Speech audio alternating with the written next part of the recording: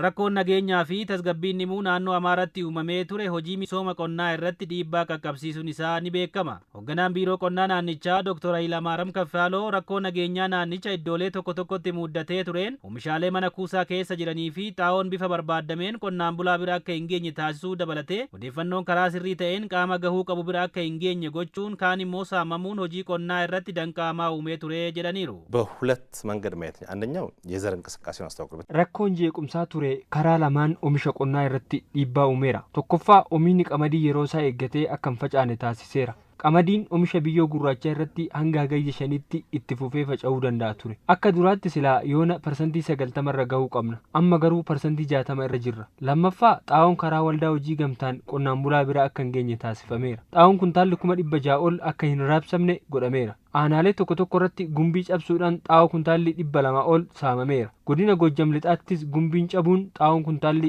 500 ol saamameera. Labsiin yeroo atattamaa erga labsameen booda nageenyi naannichaa bakkatti deebi'uu eegaluu kan himan Dr. Hayilamaariyaam qonnaan bultoonnis gara hojii idilee isaaniitti deebi'uun xaa'oon biyyoo konkolaataa 370 ta'u iddoolee barbaachisoo ta'anitti geejjibsiifamuu himaniiru. ኮማንድ ፖስቱ ሙሉ ለሙሉ ስራ ከጀመረበት አንስቶ አሁን የአማራ ክልል ከተሞች ወደ በአንጻራዊነት ወደ ሰላም እየተመለሱ ነው የሚገኙት። ኮማንድ ፖስትን ለብሲ አሪፈቺሳን ሁንዳይ ከራ ጉቱ ተኤን ኤርጋ ሆጂ ኤገሌ አስ ነገኝ ናንቸት ቦረኤ ቱሬ ኢዶት ዴቢኡ ኤገሌራ ቆናን ቡልቶንስ ገራ ሆጂ ኢዲሌት ዴቢአ ጅሩ ኦጌሶን ቆናስ ገራ ኢዶ ሆጂ ሳኒት ዴቢኡን ዴገርሰ ኦጉማ ላቻ ጅሩ ከናንስ ጣውን ቢዮ ኮንኮላታን 370 ገራ ኢዶ በርባቺሳ ተኤቲ ጌጅብሲፈሙ ደንደኤራ አከ ናንቻትስ ጣው ኩንታላ ሚሊዮን ሸንጡቃ ለማ ቢተሜ ኬሳ አንጋ አማቲ ኩንታሊ ሚሊዮን አፍርጡቃ ለማ naannicha keessa galuu danda'eera.